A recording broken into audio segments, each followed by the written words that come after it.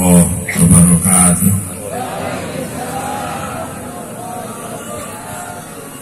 Bismillahirrahmanirrahim. Bismillah, alhamdulillah.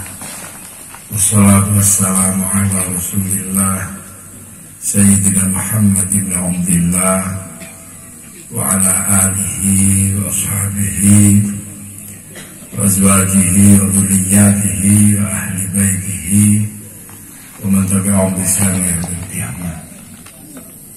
Para alim, para ulama, para kiai yang saya hormati, seluruh yang hadir, Pak Ilyas selaku yang mewakili Ibu Bupati yang saya hormati, Pak Ibu Syarifah yang saya hormati, Pak Lurah, Pak Camat hadir, Pak Camat dari TNI Polri hadir, saya hormati Ketua Ansor, saya hormati para hadirin, para hadirat yang berbahagia. Alhamdulillah, setelah hampir 3 tahun nggak ada pengajian karena manusia sedang sama-sama berkelahi dengan corona. Jadi alhamdulillah ini sisa-sisa corona. Ini yang tersisa ini adalah sisanya corona. Nah itu, nah bener jadi bener kuping. Nah iso mikir dan suaranya yang kuping.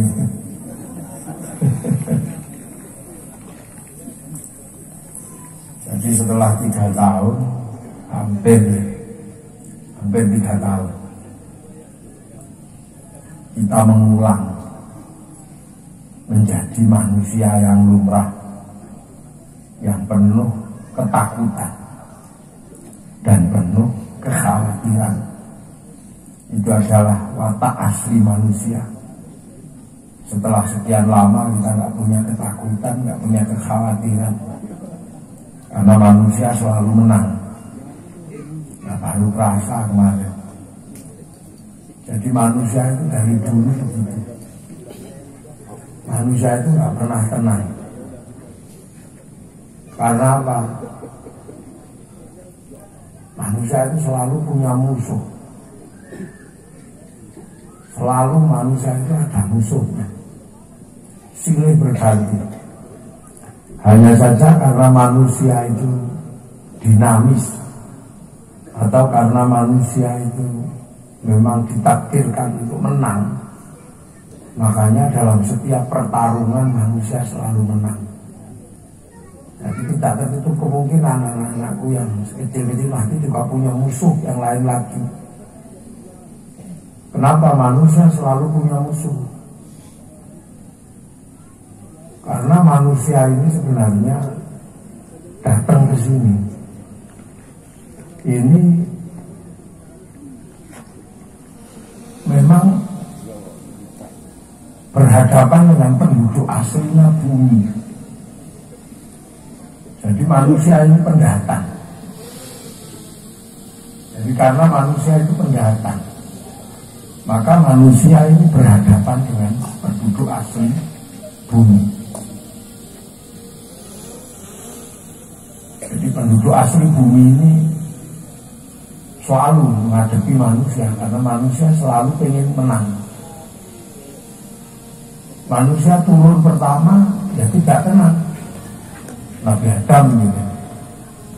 Jangan dikira Nabi Adam itu gak punya musuh.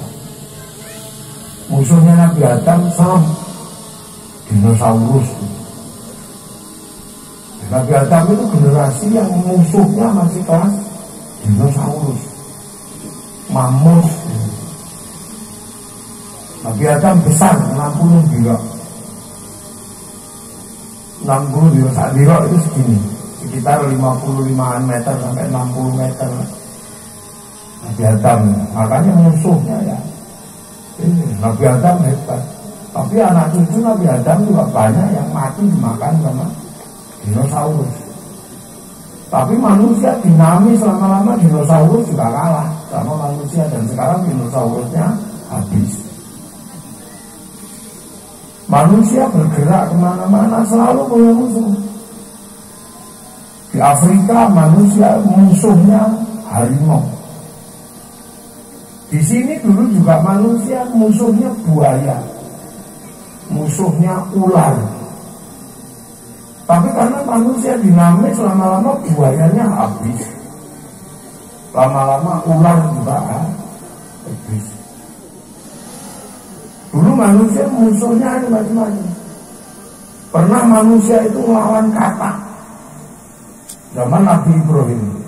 Manusia banyak sekali mati karena musuhan dimakan katak. Bahkan di zaman Nabi Musa manusia musuhan sama kutu.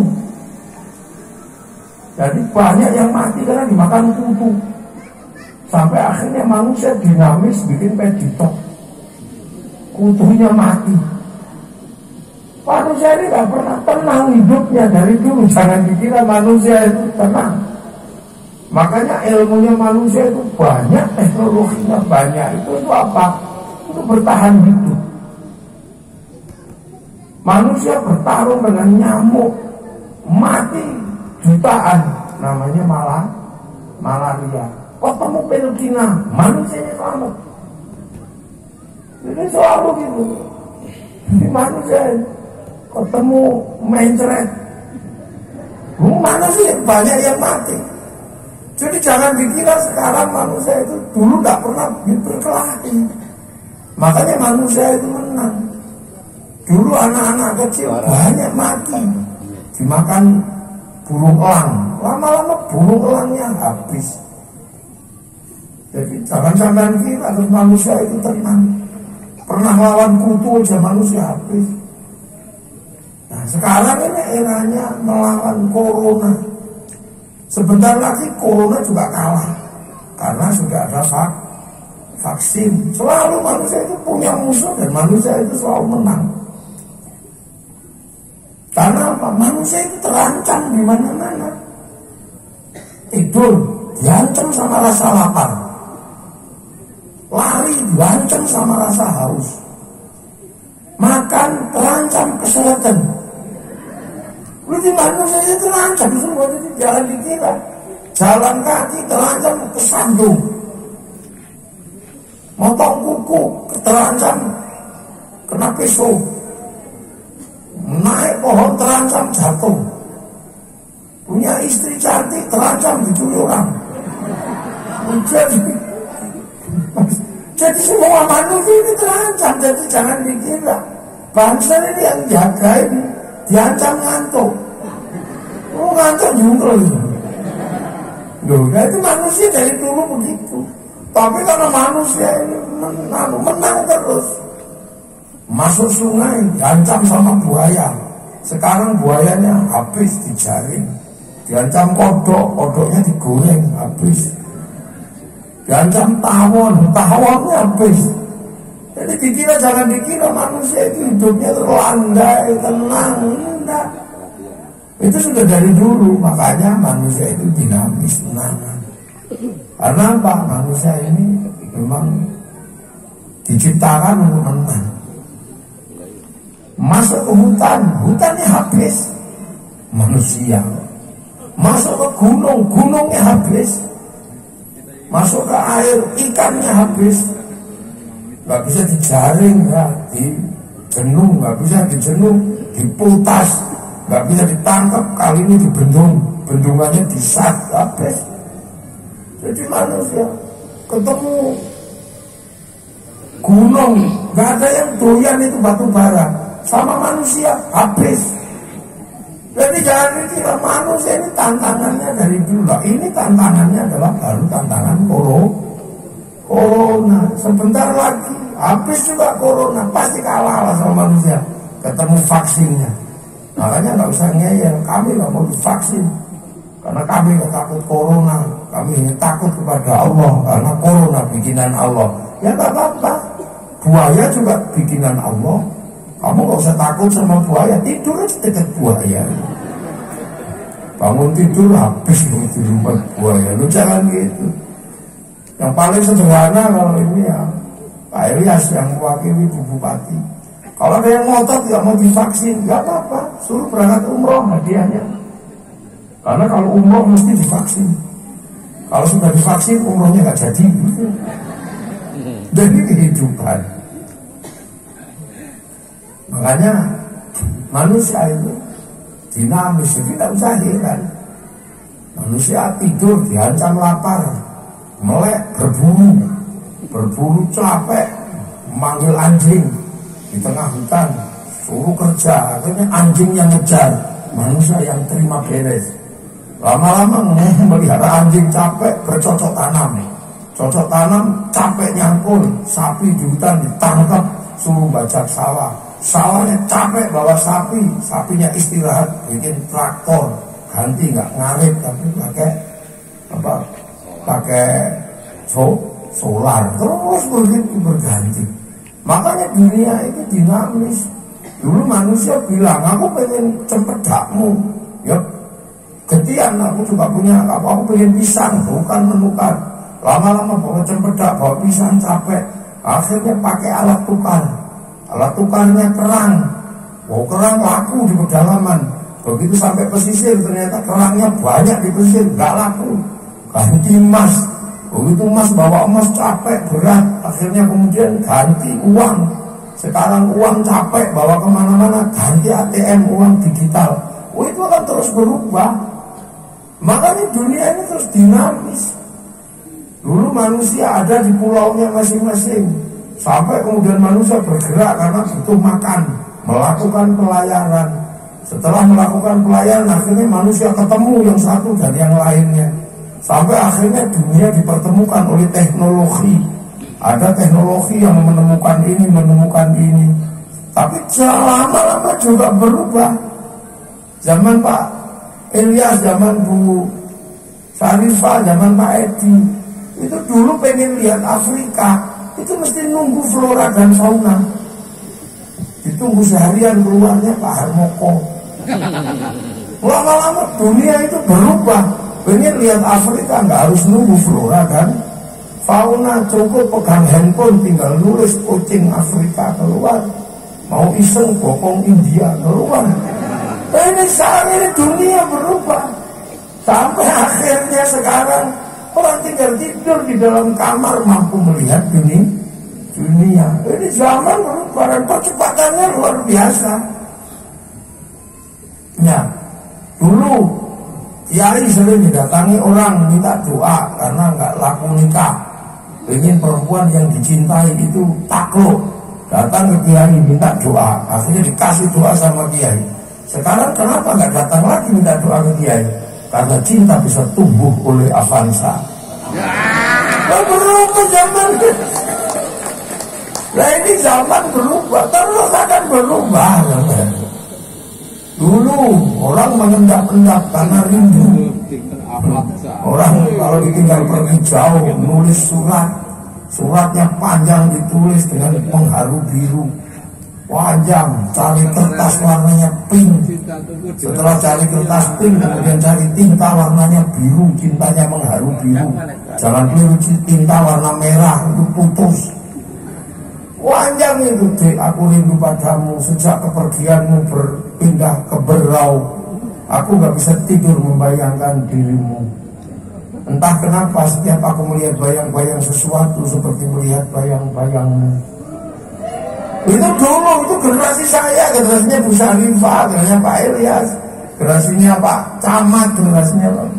Itu dulu anak-anak kita udah gak tahu. Itu setiap angin yang mendesau membisikkan namamu di telinga. Itu semakin perih rasanya kekasihku. Seperti kata penyair, kau tusuk di sana berdarah di sini. Tapi aku yakin kau pun merindukanku. Karena malam hari ini aku dan kau yakin sedang duduk di bawah sinar rembulan yang sama. Itu tulis itu panjang, langsung ke kantor pos, lalu perangko, dijilat, template pluk. Ada Pak Pos, ada apa? Tidak lebih dari 20 tahun, hilang semua itu. Perangko nggak ada, Pak Pos nggak ada, terus apa Hudawin nggak laku. Wih, ini terus berubah, industri berubah. Sekarang orang rindu cuman bawa handphone, foto dari samping, itu aja. Kalimatnya juga nggak panjang, cuma mah. Jadi dunia berubah, ini tinggal. Dulu orang harus kuat untuk survive, melawan harimau, melawan belajar ilmu kekuatan. Sampai akhirnya bangsa menguasai karena kuat-kuat. Kalau kelahi menangan ngadepi berandang sekali pukul gelecak. Sekarang ilmunya bangsa yang sekali pukul jatuh gak berguna. Karena apa? Negara aman. Sekarang memilih orang miskin karena 60 juta. Nah ini zaman berusaha kan jangan, manusia dinamis. Dulu orang tua punya anak cantik itu gagah. Orang apel ditanya, kamu anaknya siapa? Sekolahmu di mana? Sekarang mana ada orang nanya, bapaknya di depan pintu, anaknya video call. Lalu yang bapakmu di mana? Depan pintu. Biarin aja. Nah, ini teknologi cepat perubahannya. Dan semua di balik itu adalah teknologi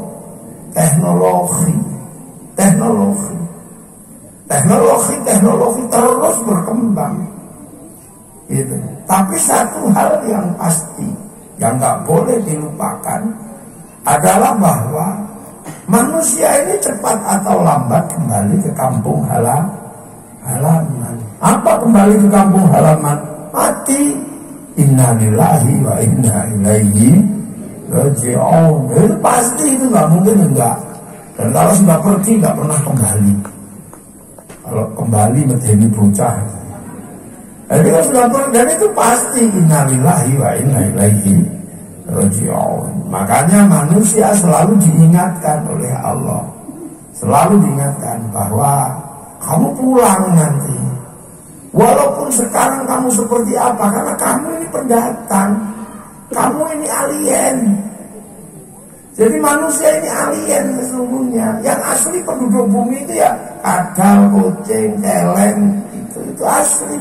Kalau manusia ini pendatang penduduk langit, makanya cepat atau lambat pasti pulang. Makanya Allah selalu mengirim utusan untuk mengingatkan pulang, bahwa kamu nanti pulang kembali ke alam akhirat, kembali ke kampung halaman yang asli, yang dulu ditinggalkan oleh Nabi Adam karena harus menjadi pemimpin di bumi. Jadi Nabi Adam itu transmigran pertama, itu turun ke bumi, diciptakan oleh Allah untuk tujuan ini, ya'idun fil ardi khalifah. Nah, lantas kemudian diturunkan Nabi untuk ngingetin semua orang, kamu harus pulang nanti, makanya jangan lupa ambil bekal. Lupa lagi manusia, dikirim Nabi berikutnya, Nabi Nuh. Kirim lupa lagi, kirim Nabi Hud. Lupa lagi kirim Nabi Soleh. Jadi Allah itu selalu kirim utusan itu untuk mengingatkan, jangan lupa kamu nanti pulang. Sampai akhirnya manusia diingetin lagi. Nah, ketika lama-lama diingatkan akhir zaman untuk mengingatkan manusia, itu Allah utus Nabi Muhammad diutus oleh Allah untuk mengingatkan manusia ini, agar manusia nggak lupa bahwa manusia itu nanti pulang kembali ke alam akhirat. Maka Nabi Muhammad diutus terakhir ingatkan kembali bahwa manusia akan kembali kepada Allah. Ingatkan kembali. Tapi peristiwa itu untuk Nabi Muhammad ini mengingatkan itu terjadi tahun 600, bukan tahun 2020. Nabi Muhammad itu diutus Allah untuk ngingetin, dulu kamu pulang nanti, jangan lupa kembali ke akhirat setelah itu. Kemudian kamu akan bertempat di sana, mau milih tempat indah namanya surga, mau tempat indah, tempat buruk namanya neraka. Nabi Muhammad suruh ngingetin. Nah, tapi Nabi Muhammad ini turunnya nggak di Berau. Nabi Muhammad itu turunnya di Mekah sana. Jadi Nabi Muhammad itu sudah turun di Mekah, sudah tahunnya juga tahun 600-an, 571-an itu lahirnya sampai tahun 600-an. Lahirnya di sana. Kita nggak pernah ketemu sama Rasul yang ingatkan itu, yang bawa pesan-pesan dari Allah. Tapi ada orang-orang yang ketemu. Nah, orang-orang yang ketemu inilah orang Arab juga. Gitu, orang Arab juga, bukan orang Berau. Makanya yang ketemu Nabi Muhammad ini ya menjadi sahabatnya Nabi. Nah, sahabat-sahabat Nabi itu ya orang Arab. Makanya namanya Abu Bakar, Umar, Utsman, Ali. Itu gak ada sahabat yang namanya Edi, gak ada. Gak ada sahabat yang namanya Joni, itu gak ketemu. Sahabat itu namanya adalah Abu Bakar, karena orang Arab. Dan pesan Nabi ini disampaikan selama 22 tahun. Itu di Arab sana. Itu di Arab sana. Dan orang-orang yang ketemu Nabi ya orang Arab. Makanya orang yang ketemu Nabi ini disebut sahabat Nabi. Setelah itu kabar tentang Nabi ini didengar oleh semua orang, pada bergerak ke tanah Arab minta belajar kepada Nabi. Tapi sudah nggak ketemu Nabi karena Nabinya sudah meninggal. Ketemu siapa? Murid-muridnya Nabi, namanya sahabat. Nah, orang yang mau belajar kepada Nabi tapi nggak ketemu Nabi, ketemunya sahabat, itu disebut tabi'in atau pengikut.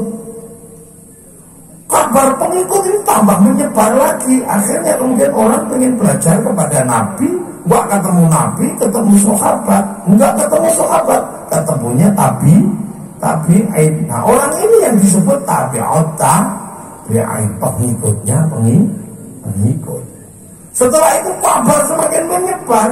Orang ini belajar Nabi, nggak ketemu Nabi, nggak ketemu sahabat, nggak ketemu tabi'in, ketemunya tabi'ut tabi'in, pengikutnya pengikut. Maka kelompok ini disebut tabi'ut tabi'in, pengikutnya pengikut.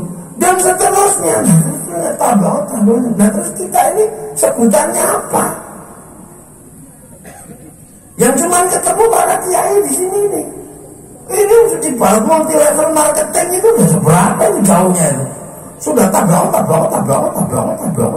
banyak. Ini semua belajar ini. Tadi ada Pak Edi minta izin belajar agama. Ketemu akhirnya mendirikan pondok pesantren namanya Kiai Hasyim Asy'ari. Artinya adalah sampai ada benderanya Nahdlatul Ulama. Karena Kiai Hasyim Asy'ari ini mendirikan Nahdlatul Ulama untuk mengingatkan bahwa kita ini hidup di generasinya para ulama. Al-ulama warasatul anbiya. Jadi hidup di generasi ulama, pewarisnya para Nabi. Tapi ulama ini posisinya sudah ada yang pewaris. Kayak kita ini di Warapa belajar kepada kiai-kiai yang ada di Berau, yang ada di Jawa. Dulu semuanya belajar pada Kiai Hasyim Asy'ari. Kenapa Kiai Hasyim Asy'ari itu menjadi tempat belajar semua kiai, seolah-olah bahwa hampir semua ulama itu belajar ke Kiai Hasyim. Karena zaman segitu buku itu masih mahal untuk nulis kitab. Satu buku di kisaran tahun 1900-an, 1800-an akhir, 1900-an. Satu buku itu belinya di Naisabur sana. Itu seharga sapi 6 untuk beli kertas kosong, buku kosong nyalin Sahih Bukhari Muslim. Tiba-tiba ketika buku mahal, ada orang dari Indonesia itu hafal Kutubus Sittah, hafal Sahih Bukhari, Sahih Muslim, Sunan Abu Dawud, Nasa'i, Tirmidzi, Ibnu Majah. Orang hafal hadis 6 beserta rijalul hadisnya, 6 kitab hadis besar itu akhirnya mendapatkan gelar Hadratus Syekh Hasyim Asy'ari. Akhirnya semua orang belajar ke situ. Makanya hampir semua orang punya sanad kepada Kiai Hasyim. Karena nggak main-main, orang hafal hadis 6 kitab hadis besar itu berapa?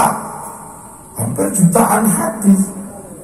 Makanya kadang saya heran, akhir-akhir ini ada orang alok-alok atau menjelek-jelekan pengikutnya Kiai Hasyim, menjelek-jelekan NU. Yang hafal kutubus sita, sementara yang jelek-jelekan itu biasanya hafalnya hadis cuma 1. Cuman kulu bid'atin dolalah wa kulu dolalatin finnar. Hadis itu aja dipakai terus kayak kunci Inggris. Ini tenang. Nah, kalau diurut Kiai Hasyim ini adalah dapat warisan ilmu dari Kiai Khalil, dari Kiai Soleh di Semarang, Kiai Khalil di Bangkalan, dapat warisan dari bapaknya yang namanya Kiai Asy'ari. Ini generasi Kiai Asy'ari. Jadi Kiai Asy'ari ini generasi yang melawan Belanda. Nah, Kiai Asy'ari ini dapat warisan ilmu dari gurunya, namanya Kiai Khairan atau Mbah Karen di Purwodadi. Mbah Khairan mondok juga di tempatnya Kiai Abdul Wahid. Ya Abdul Wahid di Salatiga mondok di tempat Kiai Abdul Halim di Boyolali. Kiai Abdul Halim mondok di tempatnya Kiai Sufyan. Kiai Sufyan mondok di tempatnya Kiai Jabar di Tuban. Kiai Jabar mondok di tempatnya Mbah Abdul Rahman di Lasem. Mbah Abdul Rahman mondok di tempatnya Kiai Abdul Halim, Mbah Nowo. Mbah Nowo mondok di tempatnya Mbah Cokrojoyo Sunan Geseng. Sunan Geseng mondok di tempatnya Sunan Kalijaga. Sunan Kalijaga mondok di tempatnya Sunan Bonang. Sunan Bonang mondok di tempatnya Sunan Ampel. Sunan Ampel mondok di tempatnya Sunan Mbah Ibrahim Asmoro Kondi. Mbah Ibrahim Asmoro Kondi mondok di tempatnya Syekh Jumadil Kubro. Syekh Jumadil Kubro mondok di tempatnya Sayyid Muhammad di Pasai sana. Sayyid Muhammad mondok di tempatnya Sayyid Ahmad Jalaluddin di Campa. Di Campa mondok kepada Sayyid Abdul Malik di Mongol. Sayyid Abdul Malik mondok di tempatnya Sayyid Alawi Amil Fakih. Diwarisi ilmu di situ. Sayyid Alawi Amil Fakih mondok tempatnya Sayyid Ahmad Sohib Mirbat. Sayyid Ahmad Sohib Mirbat mondok di tempatnya Sayyid Ali Khalid Qasam. Sayyid Ali Khalid Qasam mondok di tempatnya Sayyid Alwi. Sayyid Alwi mondok tempatnya Sayyid Muhammad. Mondok di tempatnya Sayyid Alwi. Sayyid Alwi mondok di tempatnya Sayyid Ubaidillah. Mondok di tempatnya Sayyid Ahmad Al-Muhajir. Sayyid Muhajir mondok di tempatnya Sayyid Aisyah. Sayyid Aisyah di tempatnya mondok di tempatnya Sayyid Muhammad. Sayyid Muhammad mondok di tempatnya Sayyid Ali Uwaidi. Sayyid Ali Uwaidi mondok di tempatnya Sayyid Ja'far Shadiq. Sayyid Ja'far Shadiq mondok tempatnya Sayyid Bakir. Sayyid Bakir di tempatnya Sayyid Ali Zainal Abidin. Sayyid Ali Zainal Abidin mondok tempatnya Sayyidina Hasan Husain. Sayyidina Hasan Husain mondok tempatnya Sayyidina Ali bapaknya sendiri. Nah, Sayyidina Ali ini yang murid langsungnya Rasulullah Muhammad Sallallahu Alaihi Wasallam. Nah, ini tuh. Jadi al-ulama warasatul anbiya, pewaris. Nah, orang kalau memahami Islam dengan cara seperti ini, dia tenang. Dia tenang, karena apa? Tahu bahwa Islam itu bergerak dari zaman Arab sampai ke sini, itu ketemu dengan orang Nusantara itu sekitar tahun 1400. Sudah ada jarak 800 tahun. Bergerak terus. Di zaman ini, zaman Belanda. Di zaman Belanda itu zamannya siapa? Zaman Kiai Hasyim. Zaman Kiai Hasyim itu zaman Belanda. Merebut merah putih. Untuk apa? Simbol kebangsaan Indonesia. Bukan merebut untuk disembah. Jadi merah putih direbut dari Belanda waktu itu. Untuk apa? Simbol kebangsaan. Makanya pengikut Kiai Hasyim tahu bahwa ketika hormat merah putih bukan menyembah merah putih, tapi hormat kepada simbol kebangsaan. Makanya tidak kemudian musyrik, itu enggak, karena tahu persis bahwa merah putih direbut sampai mengorbankan darah dan nyawa, itu adalah untuk simbol kebangsaan. Tidak pernah merah putih direbut untuk simbol sesembahan. Makanya orang kalau nggak memahami sejarah itu dia ribut. Merah putih musyrik bid'ah. Lah ini yang masalah. Itu pasti zaman perang nenek moyangnya nggak ikut orang kayak gitu. Jadi nggak ngerti. Tiba-tiba mengatakan hormat bendera itu musyrik, itu bid'ah. Dia nggak tahu bahwa tahun 45 pengen punya merah putih, mengorbankan darah, mengorbankan nyawa. Di Jawa Tengah pengen punya merah putih, dikibarkan di atas rumah. Karena kalau dikibarkan yang lain, Belanda marah. Belanda curiga orang mengibarkan merah putih di atas rumah, maka tiangnya dikasih tebu, tiang yang satunya dikasih padi, tiang yang satunya dikasih pisang, tiang yang satunya dikasih kelapa. Akhirnya Belanda ini mau ngapain ini orang? Biasanya setelah itu datang bawa tumpeng, bawa ingkung ayam. Oh, cuma mau makan tuh kata Belanda. Ternyata merah putih mereka belum tahu. Tapi setelah makanannya habis, lama-lama padi mengering, tebu mengering, pisang rontok, kelapa mengering, yang tersisa tinggal merah putih. Itu cara dulu. Nah, makanya orang kalau nggak ngerti di generasi ini pasti ribu. Apa ini merah putih? Ini era bagaimana membuatkan kita simbol kebangsaan. Di atasnya itu era Belanda lebih ekstrim. Zaman perang Diponegoro di atasnya itu. Zaman di sini perang Pangeran Antasari. Di Sumatera sana zamannya Sultan Badaruddin. Di Bugis zamannya siapa? Zamannya Sultan Hasanuddin. Di Maluku zamannya Patimura. Perang melawan Belanda. Itu makanya kemudian anak-anak penerusnya ini patriot semua. Di atasnya lagi era masuknya Islam, era kerajaan-kerajaan. Di mana kemudian waktu itu adalah era-era bagaimana Islam dikenalkan di Indonesia. Nah itu eranya para wali, makanya ada wayang di Jawa. Di sini ada apa lagi? Nah orang kalau nggak ngerti sejarahnya ini, dia pasti mengatakan bahwa itu tidak ada sejarahnya. Ya karena dia tidak belajar Islam secara sanad yang utuh. Nah itu terjadi kenapa? Karena potong kompas langsung kembali pada Quran Sunnah. Nah ini yang sering masalah. Jadi dia nggak ngerti bahwa urusan kebangsaan, urusan bagaimana Islam berkembang dalam ilmu rahmatan lil alamin ini pernah dilakukan. Jadi tidak semuanya kemudian sekarang orang kembali pada Quran Sunnah, kembali kepada Quran Sunnah. Ya nggak jalan kalau kayak gitu. Islam di zaman Rasulullah yang nggak nulis Quran, semuanya hafal. Tapi setelah Rasulullah nggak ada, khawatir Quran hilang, dikumpulkan, mulai ditulis. Ditulis ini itu masih zamannya Sayyidina Umar, zamannya Sayyidina Utsman, ditulis untuk apa? Agar generasi berikutnya nggak kehilangan Quran. Sayyidina Abu Bakar mengatakan jangan, itu bid'ah.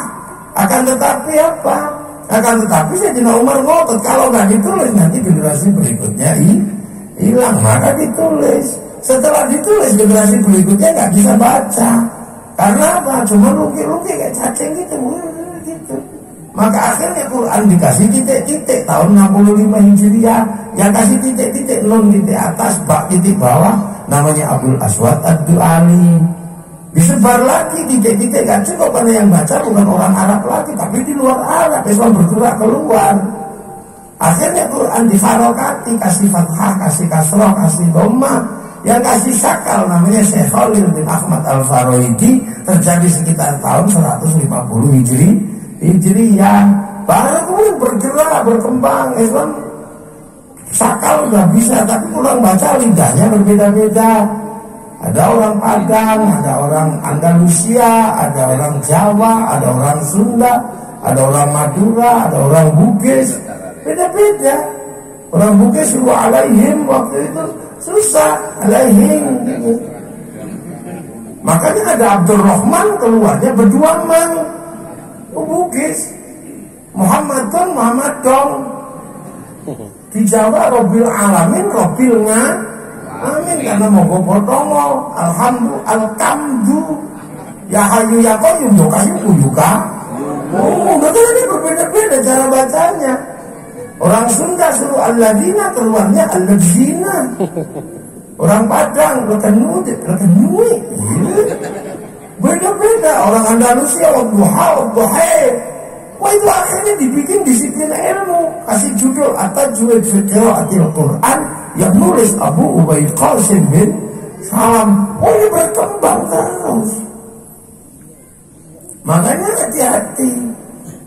Muncul sekarang orang nggak mau belajar mengikuti jalur para ulama, tapi langsung kembali pada Quran Sunnah. Akhirnya kemudian banyak sekali terjadi paradigma dan kesalahan yang berbeda-beda.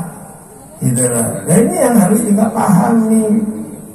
Kayak saya misalnya dulu zaman Rasulullah, misalnya kalau saya hidup di sana ya pakai jubah.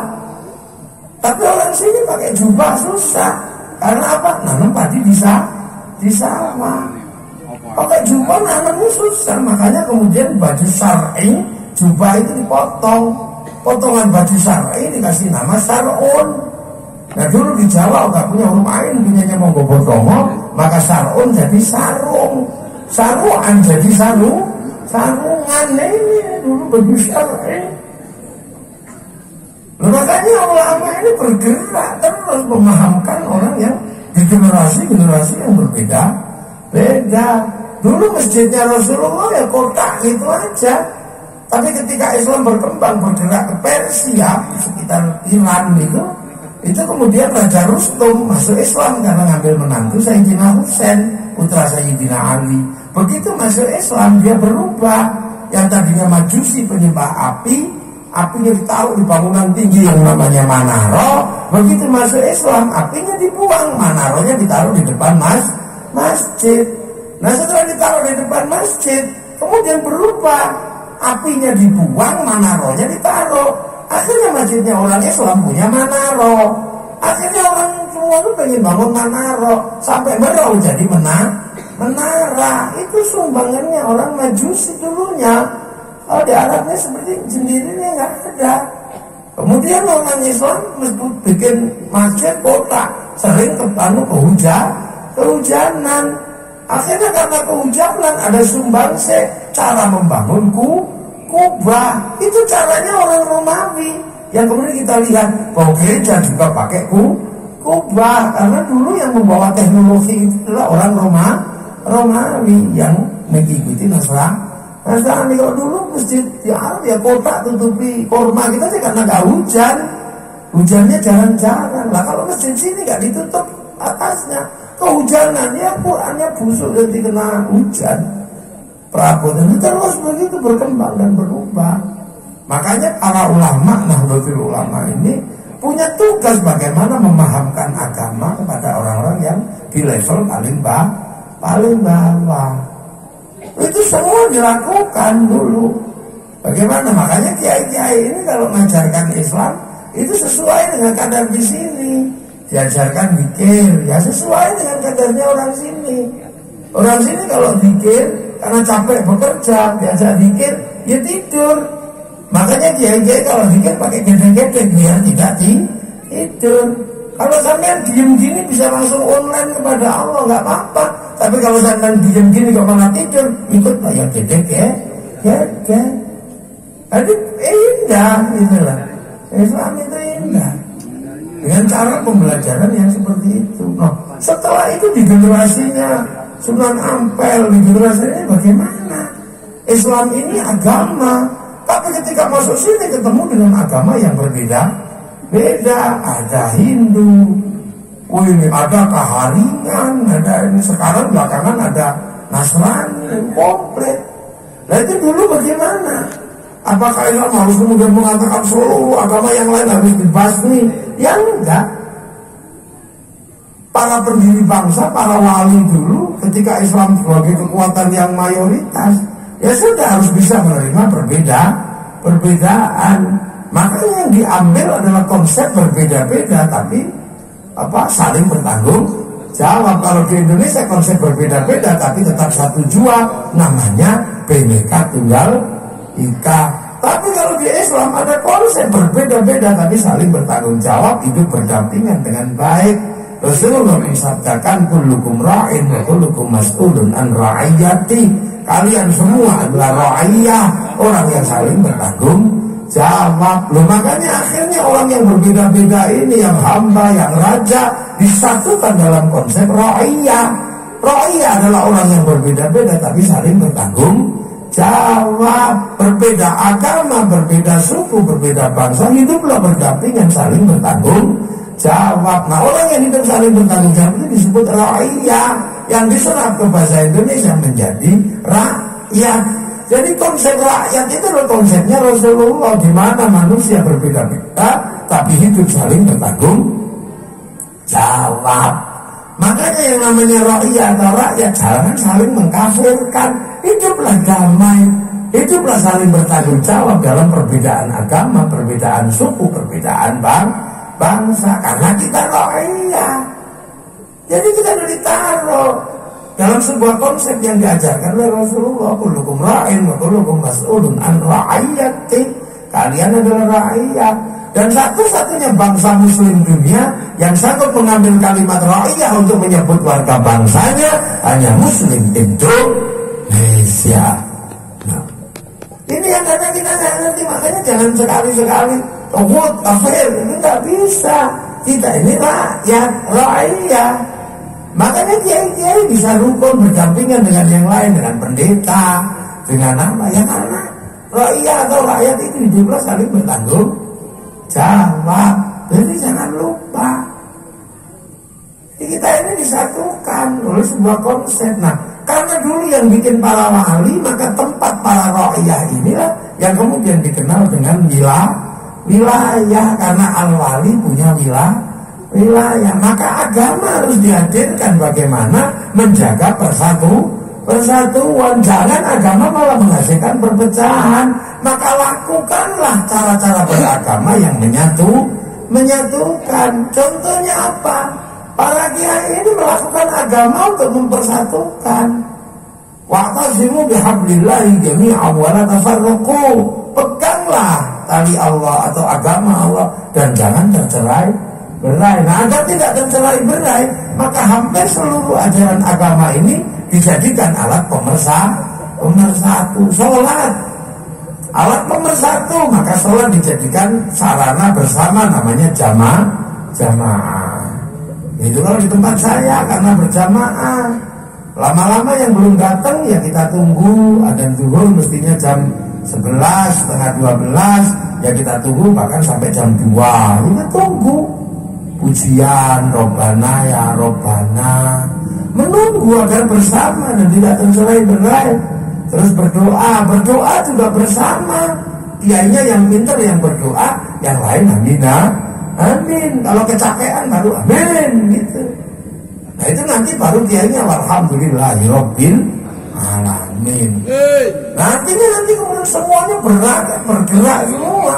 Kalau berdoa di masjid itu nggak cukup, akhirnya semuanya bergerak ke alun-alun. Kalau sudah bergerak ke alun-alun, kebersamaan terjadi. Doa bersama dengan ada orang jualan tahu, ada orang jualan nasi, ada orang jualan karpet, ada orang jual macam-macam. Itu lahir bersama kayak sekarang aja misalnya ini. Orang pengajian mempersatukan. Yang namanya tenda juga laku, sewa kursi laku, ini degan laku, anggur laku, aqua laku, semua laku, son laku, yang sholawatan juga jalan. Semuanya yang jual karpet itu, jual mainan laku semua. Kehidupan bergerak, roda ekonomi berputar, mempersatukan. Nah sekarang ada yang punya ajaran sendiri-sendiri, doa jangan bersama, gak ada tuntunannya, doanya sendiri-sendiri gini. Nah akhirnya orang yang tadinya sudah bersatu tercerai-berai, pecahlah lagi. Salat itu perintah. Maka di tangan para ulama yang menjaga konsep ra'iyah ini, jadikan alat pemersatu. Sholawat yang tadinya di rumah-rumah dengan gayanya masing-masing bergerak menjadi sholawat bersama. Ada akhirnya bersolat. Kalau sudah di alun-alun semua terlibat, roda ekonomi terlibat, truk sawit terlibat ngangkut orang, sepanduk laku, slayer laku, bahkan gagang pancing laku untuk sholawat. Dan roda ekonomi berputar, semua terlibat. Nah inilah. Makanya para ulama, para kiai agama ini menjadi alat pemersatu. Nah termasuk akhirnya terhadap para guru-guru yang tadi kita sebutkan bersama, santri, para ulama ngajak ziarah. Akhirnya kemudian orang tahu, oh gurunya di Jombang, akhirnya ziarah ke Jombang. Begitu ziarah ke Jombang, cinta pada tanah di Jombang, karena tanah Jombang tempat gurunya bersemayam. Ziarah ke makam Sunan Kalijaga, punya rasa cinta pada Demak. Ziarah ke Martapura, karena guru Zaini punya rasa cinta terhadap guru Zaini, dan tanah Kalimantan Selatan. Kalau itu bergerak terus, orang akan punya rasa cinta terhadap tanah-tanah di mana gurunya bersemayam. Nah kalau sudah seperti itu, rasa cinta terhadap tanah air terbangun. Ketika ziarah roda ekonomi berputar, bis pariwisata laku untuk ngangkut ke ziarah. Sampai di sana orang jual nasi laku di makam para guru, para wali. Orang jual celana laku, jual tasbih laku, bahkan copet bisa hidup di situ. Ini kehidupan berjalan, sesuatu yang luar biasa. Akhirnya di makam-makam itu orang bisa melihat kerukunan yang indah. Dari beberapa daerah datang, kalau yang imamnya tua, zikirnya la ilaha illallah, la ilaha illallah. Ini belum selesai, rombongan satu sudah datang, imamnya muda, sallallahu ala Muhammad, sallallahu ala Muhammad. Nggak ribut, jangan keras-keras, nggak ada, cuma semuanya sudah gantian gitu aja. Rombongan satu, ila hadratin Nabi Mustafa Muhammadin sallallahu alaihi wasallam. Rombongan yang satu di pojok sana, ngawiti ingsun para syairan. Ini belum selesai, rombongan satu lagi datang, ibadallah rijalallah azizuna bi'ajlillah wakununana lillah azanallah ibadalillah. Ini belum selesai, ada satu orang masuk ke ruang makam itu, bawa speaker kecil, megafon. Rombongan dari Batu Putih ditunggu di bis, nggak ribut. Nah pembelajaran seperti ini kalau dikembangkan akan menjadi pembelajaran bagaimana agama menjamin kerukunan dalam setiap perbedaan dengan orang yang lain bersatu. Nah sekarang orang mencoba agama ini dipisahkan. Sholawatan disebut bid'ah, ziarah kubur musyrik. Akhirnya orang sendiri. Akhirnya kekacauan terjadi di mana agama bukan bagian dari jaminan menjaga keamanan dan ketentraman, tapi bahkan agama menjadi sumbu yang memecah belah persatuan. Bahkan para ulama punya kesadaran tinggi, agama harus dijaga, jangan sebagai alat provokasi. Maka tempat-tempat provokasi agama ditahan. Kiai-kiai yang hebat itu macam-macam. Kalau kiai kayak saya nggak hebat, karena kiai kayak saya bisa diinterupsi. Kiai, maaf aku habis, itu bisa. Kiai paling sakti itu siapa? Kiai yang kalau sudah khutbah Jumat itu kiai paling sakti, nggak ada yang interupsi. Mau seharian juga diam aja semua, nggak ada interupsi itu nggak ada. Makanya agar khotib ini tidak ngawur dan tidak semena-mena, karena dia bisa ngomong apa saja. Oleh para ulama yang punya pengalaman bahwa dulu mimbar-mimbar menjadi sarana untuk provokasi di zaman Bani Umayyah, di zaman Bani Abbasiyah, maka dilanggengkanlah oleh para ulama kalau khutbah pegang tongkat sama bawa tek. Karena kalau pegang tongkat sama bawa tek gak mungkin nyabur dan gak mungkin marah-marah sama orang. Karena kalau gini-gini tongkatnya jatuh. Ya kan, kalau teknya lepas di setiap kipas angin bubar, akhirnya kita tolong tenang. Tapi begitu tongkatnya hilang, ini negara ini gimana? Ini penting. Agama kita jadikan sarana untuk menjaga persatuan, karena agama itu hadir bagaimana menjaga umat manusia agar selamat dari mana? Dari perpecahan, dari sengketa. Nah inilah. Makanya kalau Islam yang dipegang oleh para ulama-ulama ahli sunnah wal jamaah, nah betul tenang. Sholawat ya tenang, ada model kayak begitu. Ini sholawatannya orang santri kayak gitu. Marhaban ya Nural Aini, marhaban, marhaban, marhaban jandal syainin, wa marhaban, marhaban. Nah itu sholawatannya santri, enak. Tapi kalau sholawatannya orang berlau yang ibu-ibu ya, ya Rasulullah salamun alaik, ya Rabbi Asyar.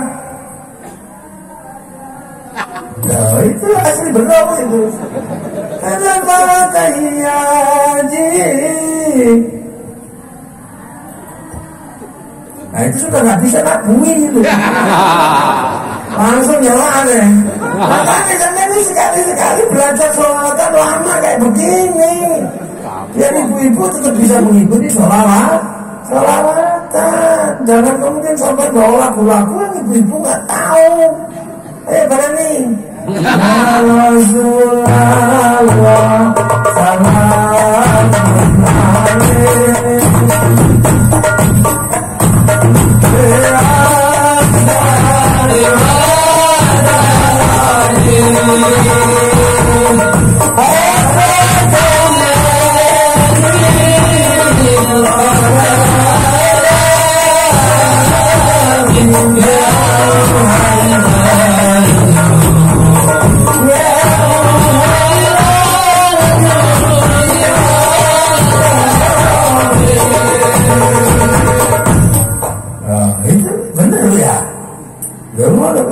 Balik benar.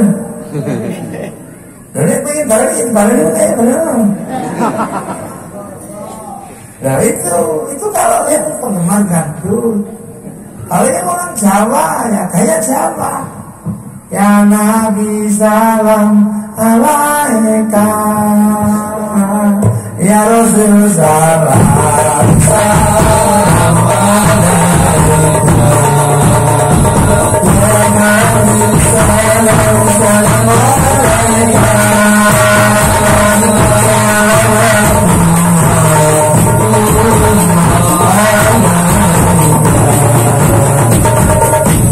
Terusannya lu masih mandek kok yang ngomong. Ayo Raudin bersolawatan kepada Allah. Dan itu yang suka yang orang Banjar, ya kayak Banjar.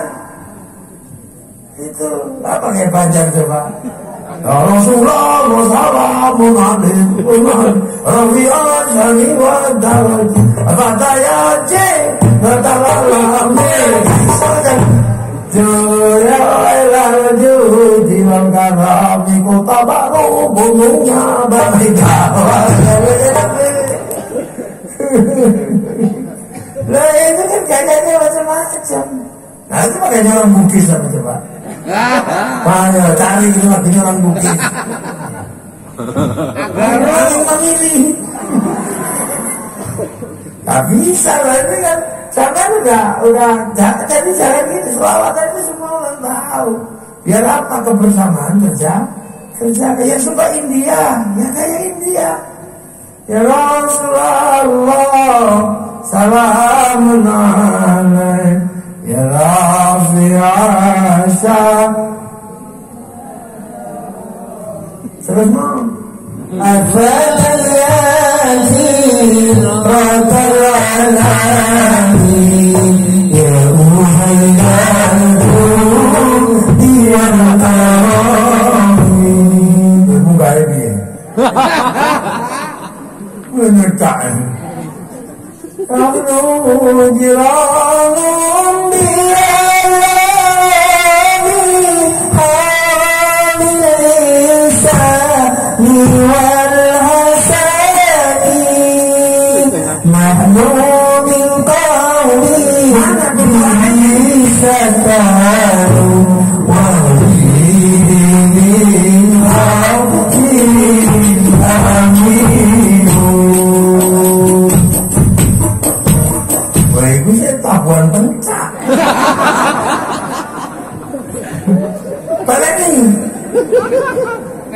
orang gue nak tabuan pencak. Ariful babahar arifuna wasabal baitu ya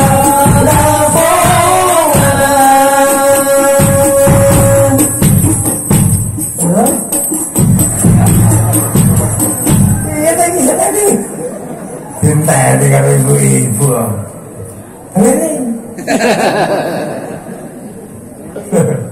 ini cara-cara dulu yang ditempuh dengan kebersamaan sampai nanti bersatu, alun-alun kumpul bersama, terjaga bangsa ini. Makanya penerus-penerus para wali ini menjaga agar bangsa ini tidak tercerai-berai dan agama menjadi alat kebersamaan untuk saling menjaga karena rakyat atau rakyat yang berbeda-beda ini harus saling bertanggung jawab. Jadi makanya tahu solo ini rakyat lo kasih ini tahu sentul itu makanya kafir dewe tak dikateni.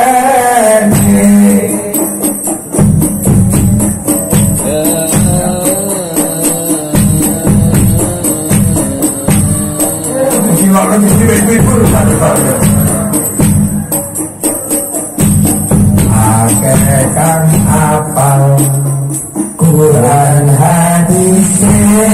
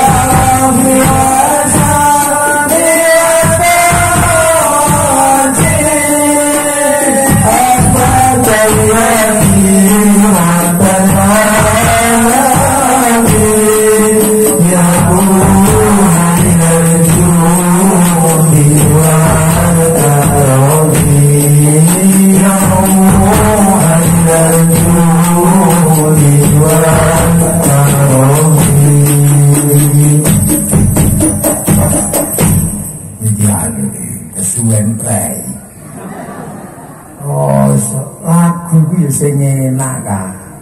Aja kaya bulldozer. Awit sing enak ana cengkoke. Ya Rasulullah. Salamun alaik ya Rabbi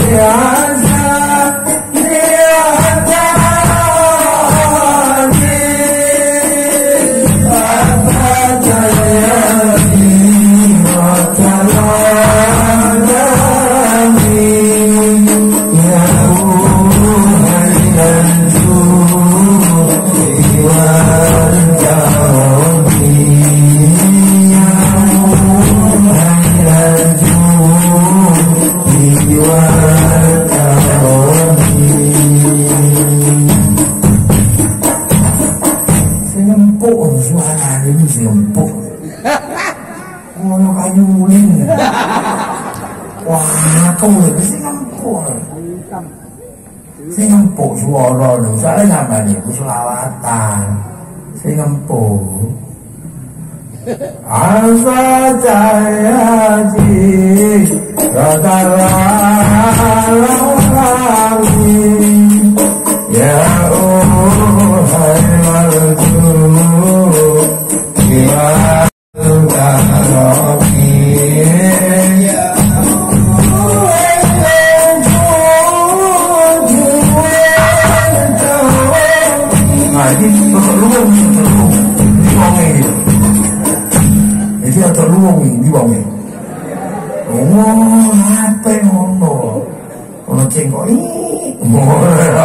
wah, lu gaji mulai nyembunyi. Gajah uli lurus ini. Ono-ono nih. Aku ora iso tuwa. Ala daya ngono. Ngono tok. Rohan, ini yakin ya Allah, terus beragama indah. Kita rawat bangsa dengan cara merawat kebersamaan.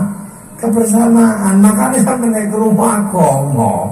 Pemulia agama kalau titik-titik menjauhkan persatuan dengan alasan pokoknya zaman rungono bangsamu pecah. Kenapa? Rungono contoh nih. Paham seperti itu membangun bangsa dan negara. Iso ning carane nopo? Ngawur pateni wae. Cara model kaya ngono ku model Saudi nyolong getok tangane. Ngene tugel kulune ngono iso. Tapi di tengah masyarakat yang berbeda-beda kaya ngene, ambil sikap yang lembut, yang sopan, ojo terus pada nor negara yang menggunakan sistem sing keras kaya ngono ora dadi ngene.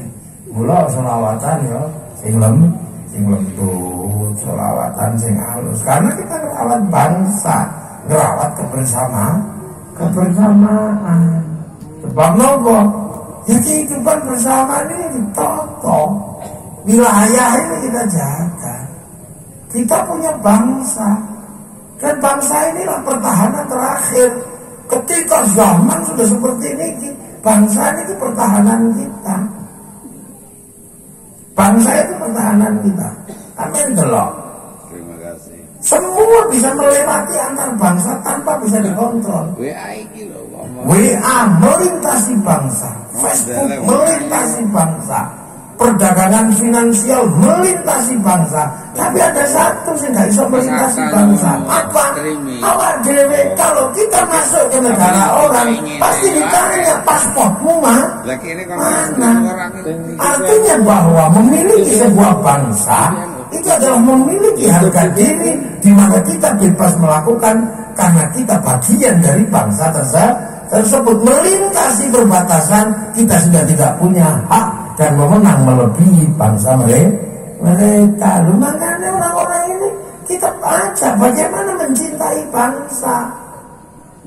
Cina menjadi bangsa besar seperti itu selalu diceritakan ular putih, itu nggak pernah berhenti. Kondor herois, penyatuan 3 negara selalu diceritakan, diulang-ulang. Tiobuki, Dragon Saber.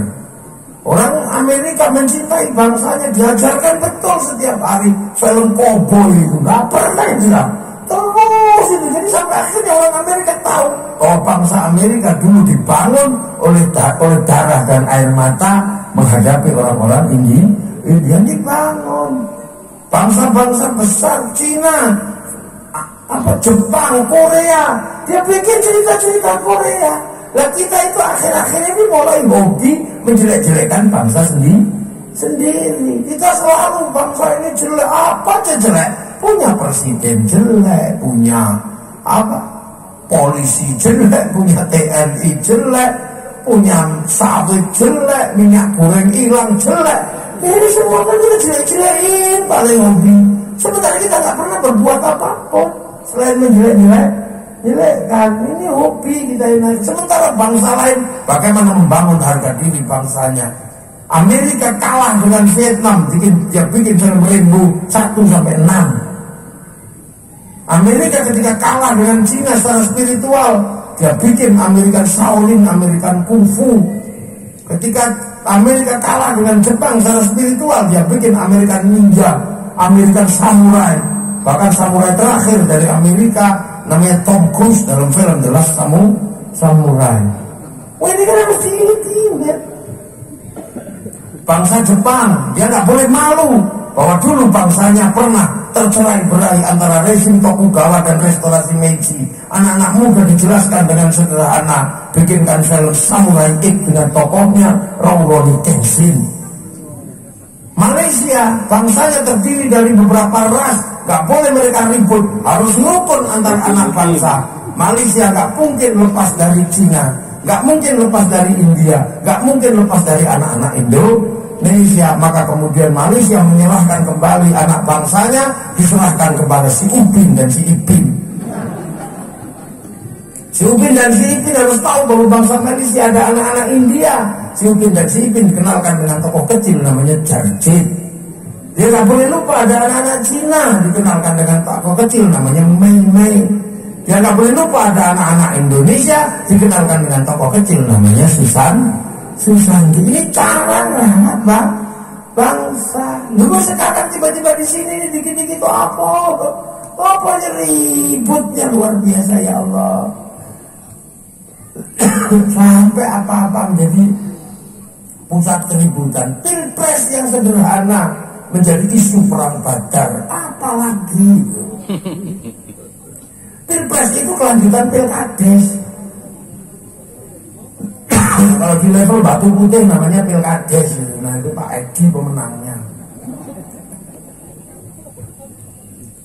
Kalau di level kabupaten namanya pilkada. Kalau di level gubernur namanya pilgub. Kalau di level negara namanya pilpres. Ini nggak ada hubungannya dengan perang badar. Sampai kalau engkau tidak menangkan kami, itu apa?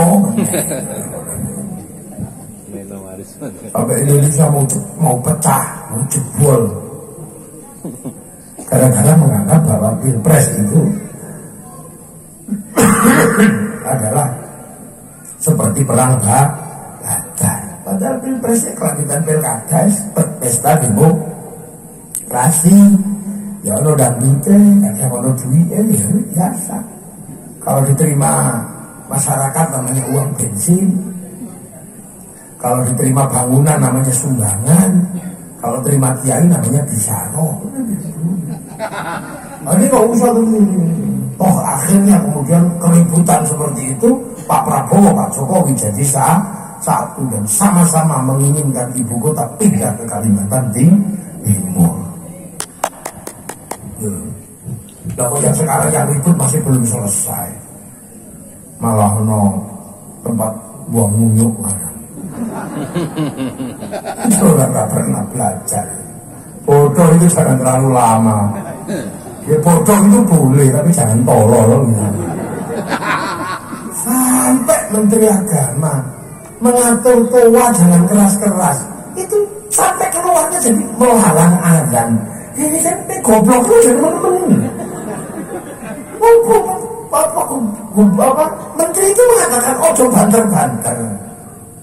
Kalau pasal speaker, lu itu aja bunyinya melarang azan. Yang komplain, yang nggak punya langgar, nggak punya tua. Nah itu gimana? Yang mengajukan Menteri Agama ke kepolisian itu kan dia nggak punya langgar. Musola aja dia nggak punya. Oh tiba-tiba ikut ribut ya. Makanya ini lah. Jadi kita ini goblok ya boleh, tapi jangan tolol itu aja. Karena apa? Kita punya pertaruhan bangsa yang demikian gede. Ini kita jaga. Orang Eropa jaga bangsanya kayak apa? Putin menjaga bangsanya nggak di Ukraina. Bangsa kecil di samping negaranya mau ikut negara yang jauh, mau jadi pangkalannya orang Amerika. Ya ngamuk lah Putin. Nah itu diceritakan bahwa kemudian ini adalah sudah diramalkan di dalam Al-Quran. Itu aneh-aneh aja. Masa Putin kelasin Al-Quran. Bonang itu. Ojo nemen-nemen lah ya, ojo gayanya. Ramalan kiamat sudah dekat. Setiap hari cerita kiamat. Tanggal 15 hari Jumat akan ada asteroid nabrak bumi. Wis kadung didol hartanya, ada ikut berikan pada panitia hari kiamat, gak jadi. Dulu ya kapok-kapok itu hari kiamat. Ini sebenarnya cerita Ya'juj Ma'juj, bahwa bangsa Rusia itu betul Ya'juj Ma'juj dihalangi oleh tembok Cina. Wah kapok-kapok, kiamat itu baru-baru ya kok pikirin ngopo. Kiamat itu gak sendiri-sendiri, kiamat itu bareng-bareng. Belum rampung, gak gitu aja. Jadi gak usah dipikir teman-teman kiamat bareng. Kalau ijen-ijen ya pikirin. Kalian kita ini dipaksa untuk bikin sesuatu yang sebenarnya bukan hal yang dipikirkan. Orang tahu orang bendera ada merah putih bawa bendera tauhid. Ini bendera apa itu? Bendera Hizbut Tahrir, bukan bendera tauhid. Tauhid kalau bendera ini itu kapan? Itu bendera Hizbut Tahrir. Kalau bendera NU itu kayak begitu. Kalau bendera Muhammadiyah matahari terbit. Nah, kalau bendera orang mati ditutupi la ilaha illallah warnanya kuning. Pokoknya bendera la ilaha illallah ini. Kamu kalau anti ini anti la ilaha illallah, enggak lah. Wong kita tahlilan ya pakai la ilaha illallah. Tapi kalau anti ini anti la ilaha illallah, enggak lah. Aku anti bendera PKI Palu Arit, tapi nek aku yang sawah yang nganggo arit pergi nuka nganggo palu. Mari jangan itu apa hati-hati lagu adat alwi itu lagu Syiah. Umi itu lagu Syiah lah ya. Umi kok lagu Syiah itu apanya lagi. Di Indonesia lebih serem dari itu ada namanya indung-indung. Kedua tuh Siti Aisyah, mari kita lihat basah, tidak sembahyang, tidak puasa. Lah ya kok pakai nama Siti Aisyah itu kenapa? Pakai nama Turki mau ngomong.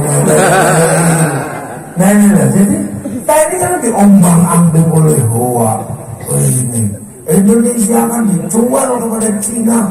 Cina akan menghancurkan Islam. Cina akan menghancurkan Islam ngopo? Cina itu suwe ngurus agama. Cina itu udah lama nggak ngurus agama. Yang penting produktif. Cina itu kalau Tuhan larang judi, dia bikin dia judi. Tuhan larang mabuk, dia bikin dia mabuk. Tuhan kalau terlalu berkuasa dinaiki sembokong gobrak-abrik itu kerajaannya. Tuhan yang musik. Lu gitu dibilang di sini apa itu? Nanti Cina akan menghancurkan agama. Cina Yakobo itu kata awas Yahudi, kita akan bela Erdogan. Dengan anti Israel bela Erdogan. Ngerti nih Erdogan? Turki itu punya hubungan diplomatik dengan Israel. Ya itulah karena akhirnya kemudian karena aslinya mau perapatan ngomong negara, mesti bubar.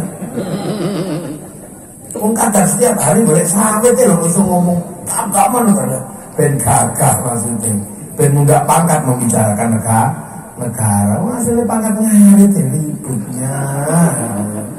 Kuamu dong goreng sama gaple lah wis tuh lempel.